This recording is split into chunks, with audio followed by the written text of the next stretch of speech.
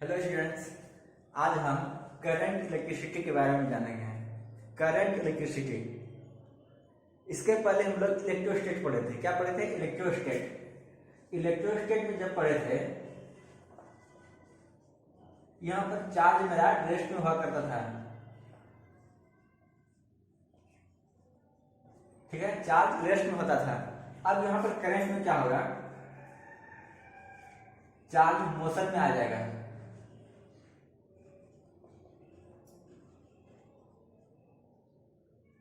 क्या हो जाएगा? चार्ज मोशन में आ जाएगा। मोशन में जो आएगा, मोशन भी दो तरह का होता है। कितने तरह का?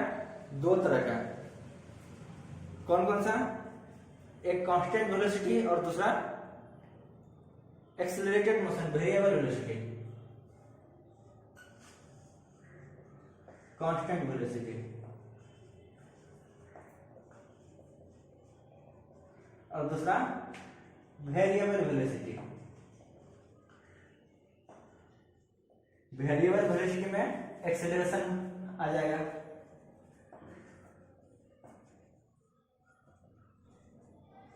ठीक है, वेरिएबल वेलोसिटी में क्या होगा? एक्सेलरेशन आ जाएगा। तो देखते हैं, जब भी कांस्टेंट वेलोसिटी की बात करेंगे तो इसमें हम लोग करंट पढ़ेंगे। यानी कि करंट इलेक्ट्रिसिटी में कांस्टेंट वेलोसिटी होता है। और जब वेरिएबल वेलोसिटी की बात करेंगे यानी एक्सेलरेशन की बात, तो यहाँ पर इलेक्ट्रोमैग्नेटिज्म आ जाएगा। इलेक्ट्रोमैग्नेटिज्म ये हम लोग आगे पढ़ेंगे। फिलहाल हम करंट इलेक्ट्रिसिटी को फोकस करेंगे। ठीक है, करंट इलेक्ट्रिसिटी। अब हम आगे बढ़ते हैं। करंट क्या होता है? करंट, ये करंट इलेक्ट्रिसिटी जो होता है, ये क्या होता है? It is rate of flow of charge. It is rate of flow of charge. Rate मतलब किसी भी चीज को जब टाइम से डिवाइड कर देते हैं तो उस चीज का रेट बताता है।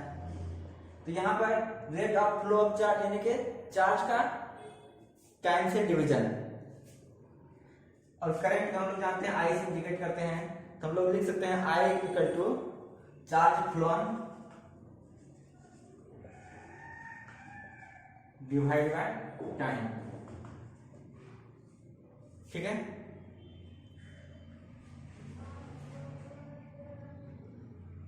ये करंट जो है, ये करंट का भी दो टाइप है। एक है एवरेज, दूसरा है इंस्टेंटेनियस। एवरेज और इंस्टेंटेनियस।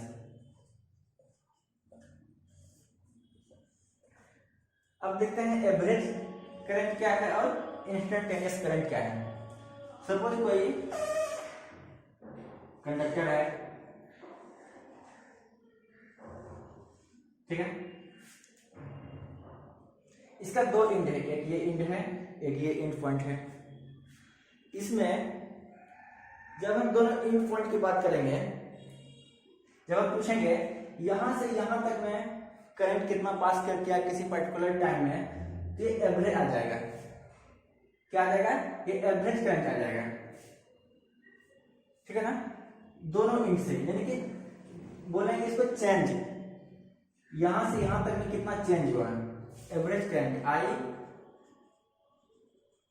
एवरेज। इसको सिंपली आई एवरेज भी लिखते हैं। ठीक है, तो आई एवरेज क्या हो जाएगा? Change in current to the change in time, change in charge to the change in time.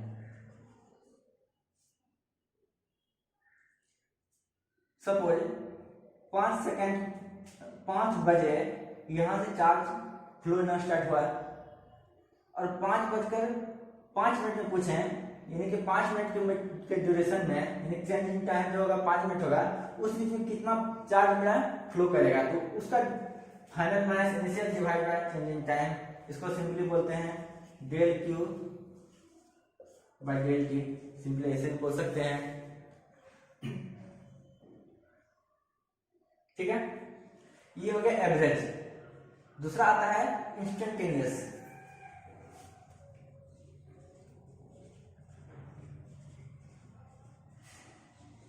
Instantaneous current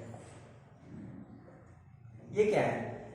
जब किसी पार्टिकुलर सेक्शन पे, यहां पर सपोज इस सेक्शन के बीच पर बात करें पार्टिकुलर टाइम पर, तो पार्टिकुलर टाइम पर जितना चार्ज फ्लो करेगा उसको हम लोग उस टाइम से डिवाइड कर देंगे, यानी आई इंस्टेंटेनियस क्या हो जाएगा, इसको बोलते हैं D Q by D T. ये डी डिफरेंशिएशन का टर्म है। ठीक है, इतना आप लोग लिख लीजिए।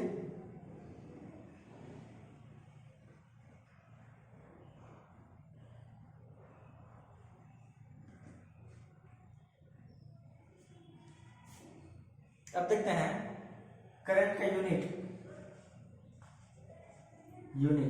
तो यूनिट क्या होता है करंट का? तो हम लोग फॉर्मूला से देखते हैं charge phloem by time, charge by time. Charge का यूनिट कूलम और टाइम का यूनिट सेकंड, यानी कूलम पर सेकंड। इसको हम लोग एम्पियर बोलते हैं।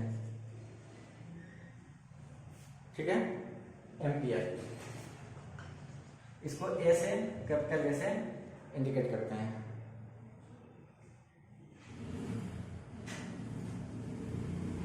अब इसी एवरेज और इंस्टेंटेनियस पर हम लोग एक न्यूमेरिकल देख लेते हैं। साफ करते हैं इसको।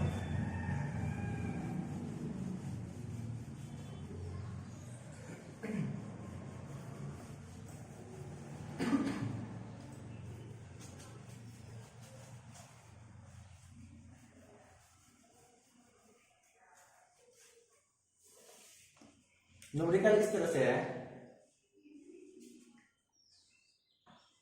If Q equal to T square plus 4t plus 5, find I instantaneous and I instantaneous at t equal to 3 seconds and I average from 0 to 2 seconds।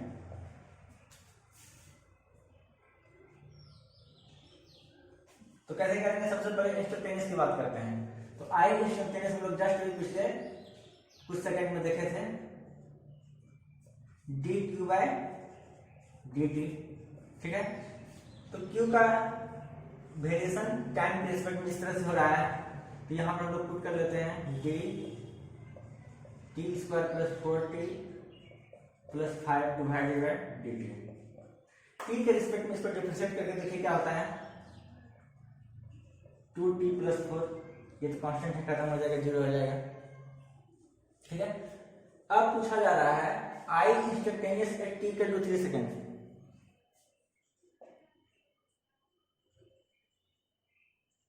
Eight t equal to 3 second.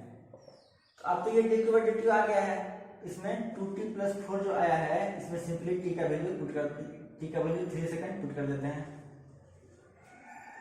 कितना हो जाएगा? 10 ampere.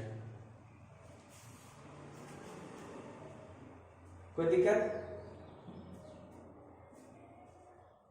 कोई problem हो तो comment box में आप लोग बताएंगे। अब दूसरा पार्ट में जाते हैं, आई एवरेज, यानी कि एवरेज करेंगे, और उसके लिए टाइमिंग दिया हुआ है 0 to 2 सेकंड में। ठीक है ना, कहां से कहां तक? 0 to 2 सेकंड। तो आई एवरेज जस्ट हम लोग क्या देखे थे, change in charge to the change in time.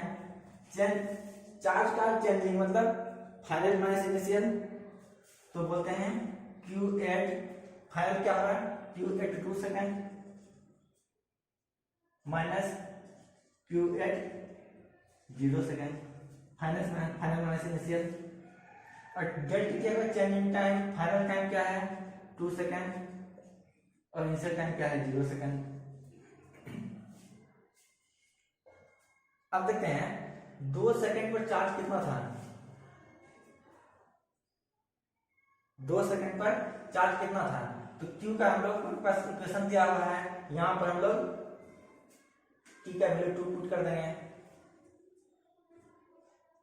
T square plus 4T plus 5 8 T equal to 2 minus T square plus 4T plus 5 T equal to 0 divide by 2 minus 0 2। जब इसको solve करेंगे तो हो जाएगा 2 square plus 4 into 2 plus 5 minus 0 square plus 4 into 0 plus 5 divide by 2। इसको solve करेंगे तो कितना हो जाएगा 4 5 9 8 17 माइनस ये 5 डिवाइड बाय 2 कितना हो जाएगा 17 5 जाएगा 12 12 बटे 2 यानी कि 6 एम्पियर। ठीक है, एवरेज करंट और इंस्टेंटेनियस करंट में अंतर समझ में आया, लिख लीजिए।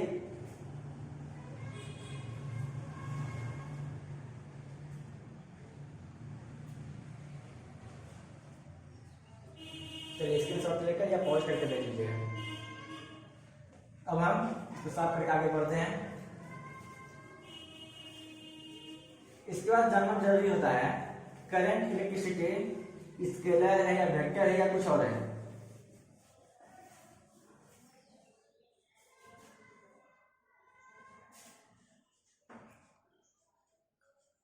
करंट इज वेक्टर और स्केलर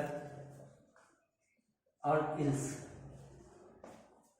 ठीक है, तो देखते हैं करंट में सबसे पहले वेक्टर की बात करते हैं या स्केलर की। स्केलर में क्या होता है मैग्नीट्यूड होना चाहिए, डायरेक्शन नहीं होता है स्केलर में।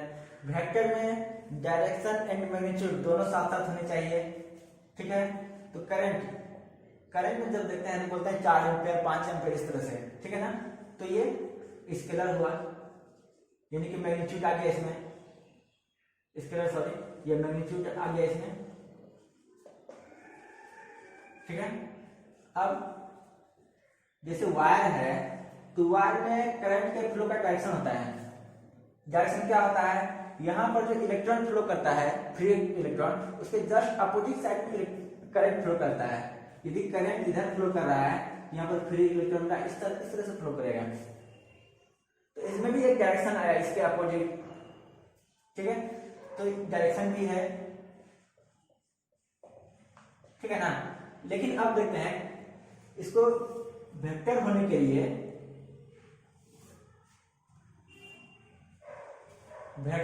इसमें parallelogram law of vector addition भी इंप्लीमेंट होना चाहिए। सपोज इस तरह से है, इधर से वायर है, इधर से वायर है, इधर से वायर है। इधर से 2 एम्पियर करंट फ्लो हो रहा है और इधर से 3 एम्पियर फ्लो कर रहा है और दोनों के बीच का एंगल 60 डिग्री है सपोज अभी, तो ये 5 एम्पियर होगा। अब एंगल कुछ भी कर दो, 30 डिग्री कर दो, कुछ भी कर दो, ये 5 एम्पियर ही रहेगा, यानी कि एंगल का कोई इसमें इंप्लीमेशन नहीं है, एंगल लाइन का यूज नहीं पड़ रहा है रिजल्टेंट निकालने के लिए, इसलिए ये वेक्टर भी नहीं है। जैसे पैरेललोग्राम लॉ में हम लोग जो रिजल्टेंट निकालते थे इस तरह से, यहाँ ए वेक्टर ए था, वेक्टर बी था और दोनों एंगल थीटा था, इसका जब रिजल्टेंट आता था तो इस तरह से हुआ करता था।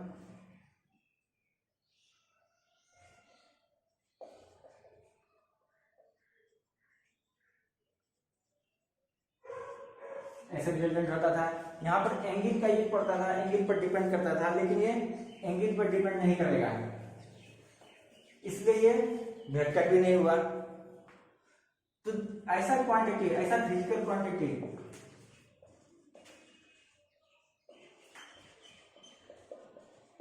जो ना स्केलर हो ना वेक्टर हो, स्केलर भी नहीं हो, कंप्लीटली वेक्टर भी नहीं हो, तो ऐसी क्वांटिटी को बोलते हैं टेंसर। क्या बोलते हैं ऐसी क्वांटिटी को? टेंसर क्वांटिटी, ठीक है ना। लेकिन आपके एग्जाम में सब 4 ऑप्शन रहेगा, वहां पर टेंसर नहीं रहेगा, तो वहां पर आप लोग स्केलर लगा के आएंगे। यदि इसके टेंसर ऑप्शन में रहेगा तो टेंसर ही सही होगा, ठीक है।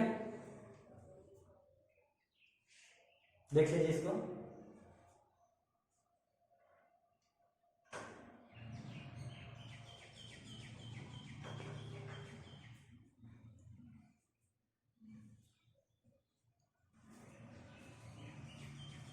साफ करते हैं इसको।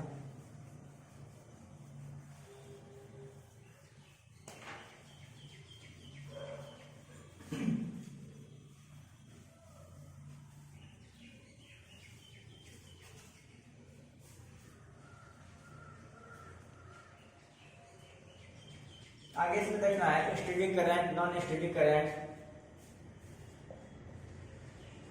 Static current. स्टडी में क्या होता है? स्टडी का मतलब एक टाइम इंडिपेंडेंट। स्टडी मतलब टाइम इंडिपेंडेंट। और नॉन स्टडी जब आएगा तो ये टाइम डिपेंडेंट हो जाएगा।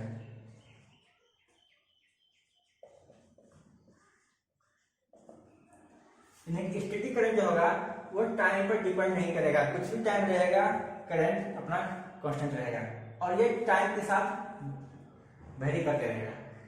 नॉन स्टैटिक, ठीक है ना।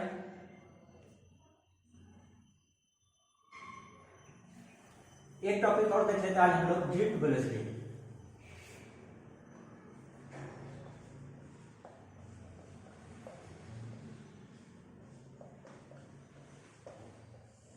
इसको VT से इंडिकेट करते हैं, और ये वेक्टर होता है।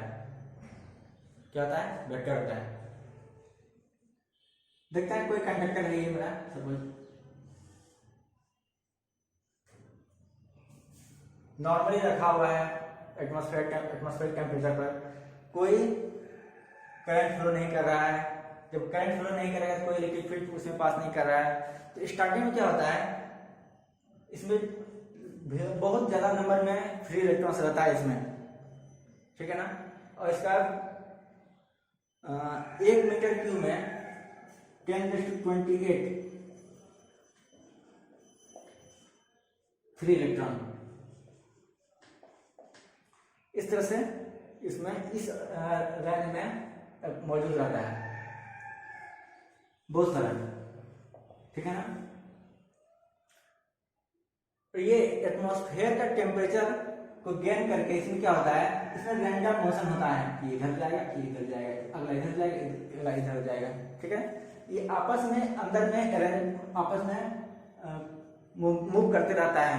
लेकिन ओवरऑल एवरेज की जब बात करते हैं, एवरेज निकालते हैं सबका, इस इलेक्ट्रॉन का एवरेज वेलोसिटी, इसका एवरेज वेलोसिटी, सबका एवरेज वेलोसिटी, तो एवरेज वेलोसिटी 0 आ जाता है मेरा, ठीक है। सबका इसका वेलोसिटी, इसका वेलोसिटी, इसका सबका एवरेज निकालते हैं तो वो एवरेज वेलोसिटी 0 आ जाता है, ठीक है ना। जब एवरेज वेलोसिटी 0 आ जाता है तो क्या होगा, ओवरऑल इस कंडक्टर में चार्ज का मूवमेंट नहीं हो रहा है, ठीक है। अभी चार्ज का कोई मूवमेंट नहीं हो रहा है। लेकिन जैसे ही यहां पर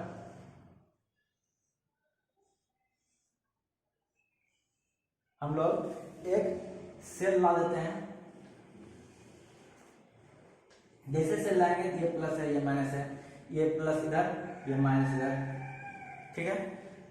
तो इस सेल के कारण इसमें क्या होगा, इलेक्ट्रिक फील्ड प्रोड्यूस हो जाता है। ये प्लस ये माइनस, ठीक है। ये प्लस वाला पॉइंट, ये माइनस वाला पॉइंट। तो जानते हैं इलेक्ट्रिक फील्ड का डायरेक्शन पॉजिटिव टू नेगेटिव होता है। अब क्या होगा, इसमें जितने भी फ्री इलेक्ट्रॉन है बहुत सारा, वो इंड्यूस होना स्टार्ट होगा। जैसे इलेक्ट्रॉन इंड्यूस होगा तो इलेक्ट्रॉन जहां इधर होगा तो ये सब पॉजिटिव डायरेक्शन की तरफ मूव करना स्टार्ट करेगा इधर, जितना भी इलेक्ट्रॉन होगा सब इधर मूव करना स्टार्ट करेगा।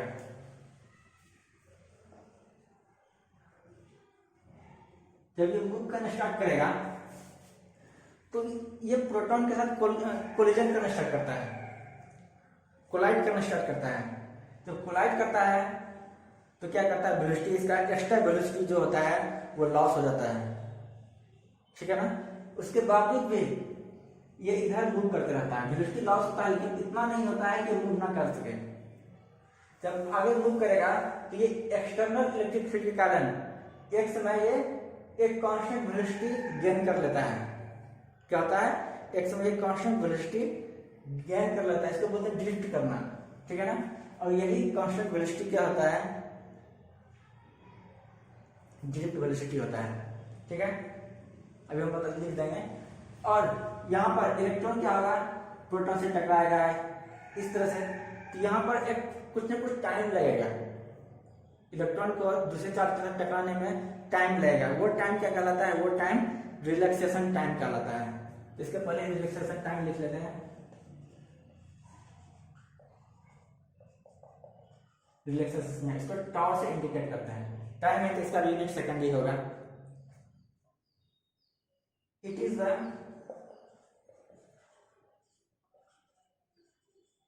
Average time that an electron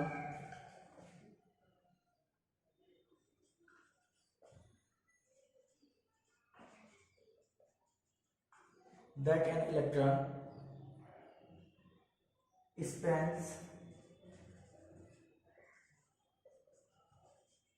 between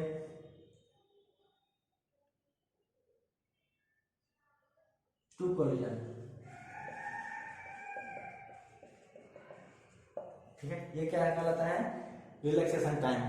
और इसका रिलैक्सेशन टाइम का वैल्यू 10⁻⁻14 सेकेंड के ऑर्डर में होता है,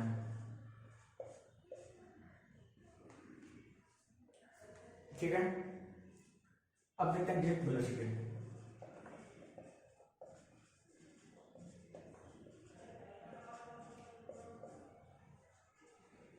VT, it is the average velocity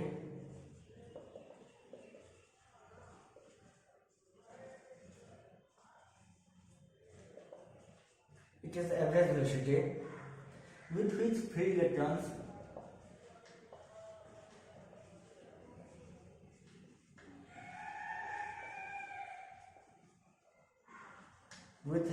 electrons get drifted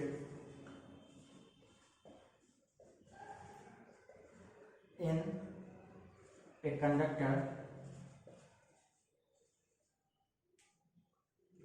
under the influence of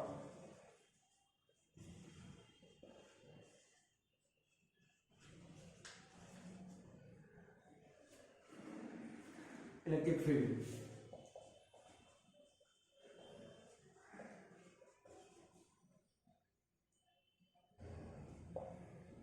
ठीक है। और इलेक्ट्रॉन का ड्रिफ्ट वेलोसिटी 10⁻⁻5 मीटर पर सेकंड के ऑर्डर में होता है। ड्रिफ्ट वेलोसिटी का, इलेक्ट्रॉन का ड्रिफ्ट वेलोसिटी इस ऑर्डर में होता है, ठीक है।